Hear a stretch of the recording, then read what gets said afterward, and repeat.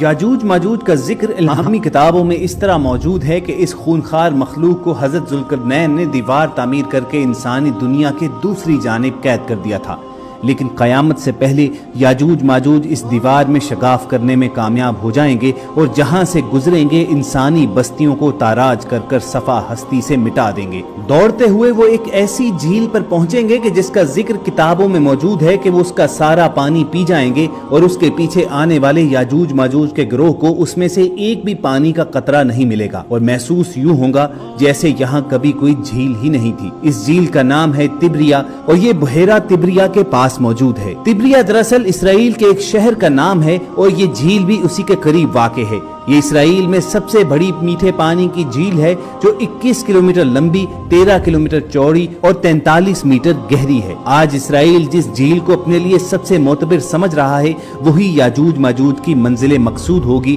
جس کا ذکر قرآن کریم فرقان حمید میں 1400 سال پہلے آیا ہوا ہے۔ یاجوج ماجوج دراصل ہیں کون اور یہ کہاں رہتے ہیں؟ مولانا حافظ الرحمان نے اپنی کتاب قصص القرآن میں اس قوم کے بارے میں حکایات کو جمع کیا ہے، جبکہ قرآن مجید کی سورہ کہف میں اس کا ذکر واضح موجود ہے۔ مفسرین و محققین نے لکھا ہے کہ حضرت ذوالقرنین سفر کرتے وہاں جا پہنچے جو آرمینیا اور آذربائیجان کے نزدیک علاقہ ہے۔ وہاں دو پہاڑوں کے درمیان سے ایک قوم کھیت کھلیان تباہ کر دیتی تھی، ترکوں کو بے دردی سے قتل کر ڈالتی اور غلام بنا کر لے جاتی تھی۔ وہاں کے لوگوں نے حضرت ذوالقرنین سے درخواست کی کہ ہم آپ کو کچھ رقم جمع کر کے دیں تاکہ آپ ہمارے اور ان کے درمیان کوئی رکاوٹ بنا دیں۔ حملہ آور لوگ یاجوج ماجوج کہلاتے تھے۔ قرآن مجید میں اس کا ذکر یوں آتا ہے، انہوں نے کہا، اے ذوالقرنین، یاجوج اور ماجوج اس زمین میں فساد پھیلانے والے لوگ ہیں، تو کیا ہم آپ کو کچھ مال کی پیشکش کر سکتے ہیں کہ جس کے بدلے آپ ہمارے اور ان کے درمیان کوئی دیوار بنا دیں؟ اس پر حضرت ذوالقرنین نے جواب دیا، اللہ نے مجھے جو اقتدار عطا فرمایا ہے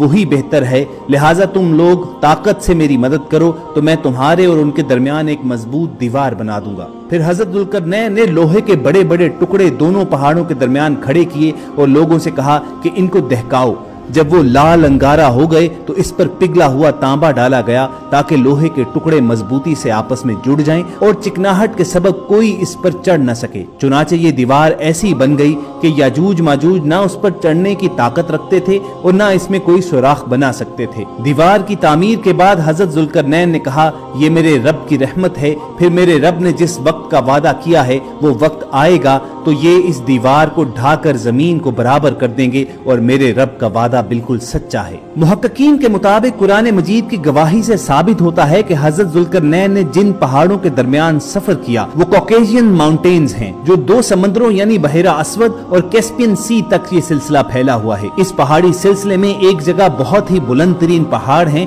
جن کے درمیان وہ واحد راستہ ہے جہاں سے آیا جایا جا سکتا ہے، مگر یہ راستہ مکمل برف سے ڈھکا ہوا ہے، اس کے اندر لوہا اور دھات موجود ہے۔ مفسرین کا ماننا ہے کہ یہ ضروری نہیں کہ یاجوج ماجوج کی تمام قومیں ذوالقرنین والی دیوار کے پیچھے محصور ہوں، البتہ وہ قبائل جو قتل و غارت کرنے والے تھے اور وحشی تھے انہیں صد ذوالقرنین کے ذریعے روک دیا گیا۔ روایات میں آتا ہے کہ تب سے اب تک یاجوج ماجوج اس کوشش میں لگے ہوئے ہیں کہ کسی طرح دیوار کو گرا کر باقی دنیا سے جا ملیں۔ قرب قیامت کی احادیث میں بیان کیا گیا ہے کہ رسول اللہ صلی اللہ علیہ وآلہ وسلم نے اشارات دیے کہ جب قیامت کا زمانہ قریب آ جائے گا تو اس وقت یہ دیوار گر جائے گی اور یاجوج ماجوج دنیا میں پھیل جائیں گے، یہ جہاں سے گزریں گے تباہی پھیلائیں گے، مخلوق خدا کو اپنے شر و فساد کا نشانہ بنائیں گے۔ ان کا پھیلا ہوا گروہ جب بھاگتا ہوا تبریا جھیل سے گزرے گا تو صحیح مسلم کی روایت کے مطابق وہ سارا پانی پی جائیں گے، اور جب آخری گروہ وہاں پہنچے گا تو کہے گا،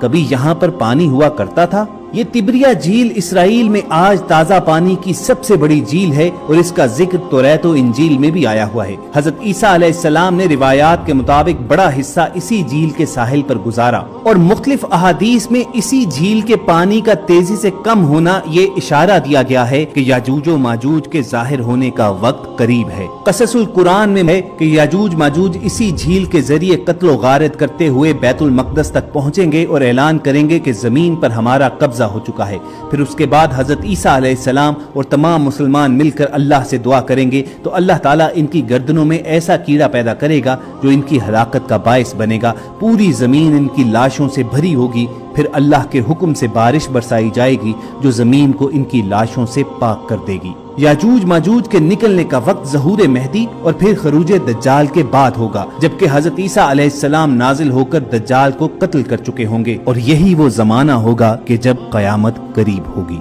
اللہ تعالیٰ سے یہ دعا کیجئے کہ اگر ہم زمانہ آخر تک پہنچے تو اس فتنے کے دور میں ہمارا ایمان سلامت رکھے، اور اگر ہماری سانسوں کا اختتام اس سے پہلے ہی ہو جائے تو ہمیں ایمان کی موت نصیب فرمائے۔